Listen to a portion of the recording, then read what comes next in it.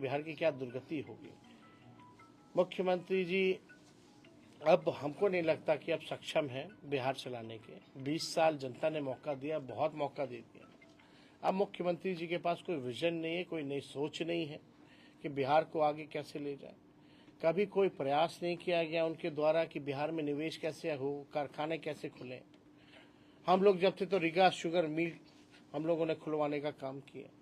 तो हम लोगों ने कई काम हम लोगों ने किए 17 महीने में, जो आज तक जो है नहीं हुआ था। वही मुख्यमंत्री जी बीच में कहते थे असंभव है, बाप के पास से पैसा ला के नौकरी देगा। वही 17 महीने में हम लोगों ने गांधी मैदान से उनसे ऐलान कराने का काम किया। उसी गांधी मैदान में हम लोगों ने नियुक्ति पत्र बांटने का काम किया। जो असंभव था उसको संभव करके हम लोगों ने दिखाया। तो आप लोग जानते हैं, कोई भी सरकार जो है, अगर आप गाड़ी खरीदते हैं तो उसका 15 साल से ज़्यादा उस गाड़ी को चलाने की इजाज़त नहीं दिया जाता है। क्यों? क्योंकि गाड़ी जो है खटारा हो जाता है, प्रदूषण फैलाता है, बार बार सर्विसिंग की ज़रूरत पड़ती है, फिर भी ठीक नहीं होता है। तो जब सरकार 15 साल जो गाड़ी है उसकी इजाज़त नहीं देती उससे ज़्यादा चलाने की, तो ये सरकार को 20 साल हो गया है।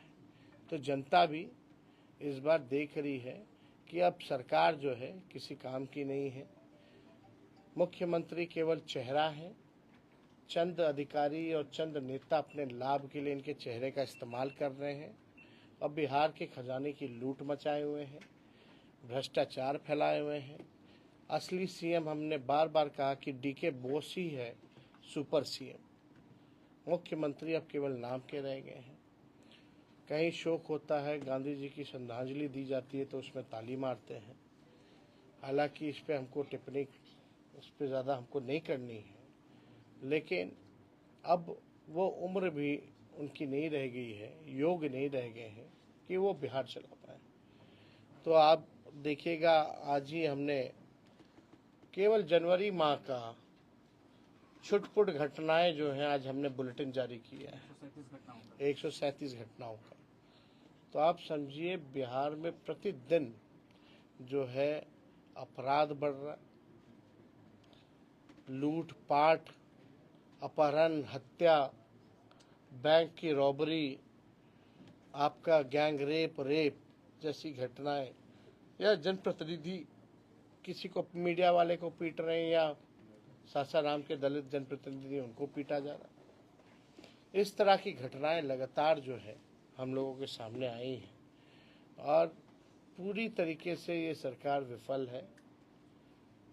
कल पटना में ही आप लोगों ने देखा होगा कि किस हिसाब से गोलियां चल रही हैं। जब गोलियां चल रही हैं तो कहां से अमन और चैन और शांति है। तो ये पूरी तरीके से अपराधियों का बोलबाला है। सरकार कोई कार्रवाई नहीं करती है, बल्कि अपराधियों को जेल से छुड़वाने का काम करती है। उनके लिए नियम कायदा बदल दिया जाता है और अपराधी जो है सीएम हाउस बैठ करके मिलते हैं और सीएम हाउस से ही जो है कंट्रोल किया जाता है। तो हम सब लोग यहाँ आज आए हैं इस कार्यक्रम को करने। तो और कोई अगर आप लोगों का सवाल होगा तो पूछो। ममता बनर्जी जी ने कहा है कि बंगाल विधानसभा उन्होंने कहा है कि महाकुंभ अब मृत्यु कुंभ में बदल गया। अब इस पे बात की, बिहार पे युवा नेता है और अभी भी री एग्जाम के लिए बीपीएससी अभ्यर्थी बैठे हुए हैं। एक बार फिर से आंदोलन जो है उग्र रूप ले लिया है। हम लोग इसके पहले भी आप आवाज उठाए थे, लेकिन अभी आप कुछ नहीं बोल रहे हैं सर। आपसे हम लगातार हम लोगों का समर्थन उन लोगों के पास है। हम लोगों की 17 महीने की सरकार थी तो कोई पेपर लीक नहीं हुआ। री एग्ज़ाम को लेकर के हम लोगों ने एक बार नहीं 2 बार हमने माननीय मुख्यमंत्री को चिट्ठी हमने लिखा। माननीय मुख्यमंत्री का कोई जवाब नहीं आया। अब आप बताओ, लोकतंत्र में नेता विरोधी दल अगर मुख्यमंत्री को जनता के सवाल को लेकर, छात्र के सवाल को लेकर के अगर चिट्ठी लिखे, उनकी समस्याओं से अवगत कराए, तो मुख्यमंत्री जो है ये भी नहीं समझते हैं कि नेता विरोधी दल को जो है उसका जवाब दिया जाए। तो ये देखिए, इसका एकमात्र सलूशन है, पॉलिटिकल सलूशन है। जब तक पॉलिटिकल ऐसी सरकार, बताओ मैट्रिक का परीक्षा से लेकर के बीपीएससी की परीक्षा तक सारे परीक्षा पेपर लीक होता है कि नहीं होता है इनके सरकार में? बिल्कुल होता है। और क्या गारंटी है इनके रहते हुए फिर अगला बीपीएससी का फिर परीक्षा आएगा तो पेपर लीक होगा कि नहीं होगा? किन पे इन्होंने, मुख्यमंत्री जी ने कार्रवाई की अब तक? कोई पेपर लीक का बताओ, किन पे कार्रवाई की इन लोगों ने? कोई अधिकारी, कोई मंत्री, किसी पे? तो जब इन लोगों का मंशा ही नहीं है, गिरोह को ये लोग मदद कर रहे हैं, कोचिंग माफियाओं को ये लोग मदद कर रहे हैं, तो इनके रहते हुए तो हमेशा होगा। तो एकमात्र पॉलिटिकल सॉल्यूशन है कि जो सरकार में पेपर लीक हो रहा है, जो सरकार ही लीक है, उसको बदलिए। 20 साल तक आप लोगों ने झेला है इस सरकार को। इसी तरीके से नियोजित शिक्षक वाले लोग बेचारे डंडा खाते थे, लाठी खाते थे। हमने वादा किया था आएंगे तो सरकारी कर्मी का दर्जा देंगे, हम लोगों ने दिया। तो हम लोगों ने जो कहा है वो किया। तेजस्वी की उम्र कच्ची हो सकती है लेकिन जुबान कच्ची नहीं है। फिर से तो हम उठाएंगे सर। एकदम होना चाहिए भाई। आप कोई जाके हाथापाई थोड़ी करना है किसी को। हम लोग साथ में हैं और आवाज तो लगातार हम लोग उठा ही नहीं। लेकिन आप बताओ सरकार का नजर कहाँ है? एक बार भी बिहार के मुखिया, मुख्यमंत्री ने महसूस किया कि किसी छात्र को बुला करके वो बात करे? ऐसा कहा जा रहा है। कितने दिन हो गए हैं? पैसे कहाँ से आएंगे माई बहन योजना के लिए? 10 लाख का कैसे आ गया? यही तो नीतीश जी बोलते थे, कहाँ से लाएगा? अपने बाप के पास से लाएगा। पैसा है नहीं। बजट है, बजट का कितना खर्च हो जाता है साल का? अभी बजट सत्र आने वाला है ना। बिहार का कितना बजट है? 2 करोड़ समथिंग है यहाँ का पूरे साल का। 2 करोड़ नहीं, 2,70,000 करोड़, लगभग 80,000, 2,80,000 करोड़ का पिछले बार का। उसमें से कितना खर्चा हुआ? कोई हिसाब दी है सरकार? कितना पैसा सरेंडर की है? सरेंडर की है जरा एक बार आप लोग देखिए। इच्छा शक्ति होनी चाहिए।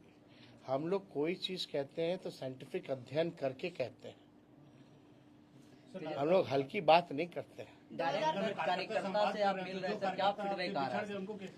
डायरेक्ट आप कार्यकर्ता से मिल रहे हैं, क्या फीडबैक आ रहा है? यही सब फीडबैक आ रहा है कि जमीन सर्वे से लोग परेशान हैं, स्मार्ट मीटर से लोग परेशान हैं, गरीबी से लोग परेशान हैं, पलायन से लोग परेशान हैं, महंगाई से महिलाएं सबसे ज्यादा परेशान हैं। 2005 में महिला सशक्तिकरण को लेकर नीतीश जी ने सरकार बनाई थी और आपने 2025 में माई बहन योजना को लेकर आप पूरा बिहार भ्रमण कर रहे हैं। तो क्या लगता है कि ये जो आपका माई बहन योजना है वो सक्सेसफुल होगा, जिस तरीके से नीतीश कुमार का 2005 में सक्सेसफुल हुआ महिला सशक्तिकरण? देखिए, आपको एक बात समझना पड़ेगा कि महंगाई है कि नहीं। अब तक सबसे ज्यादा, इससे ज्यादा महंगाई आज तक नहीं। पहले बीजेपी के लोग जब 50 किलो प्याज हो जाता था तो माला पहन करके घूमता था, तब उन लोगों को महंगाई डाइन नजर आती थी। अब महंगाई का मौ भी लोग नहीं बोलते।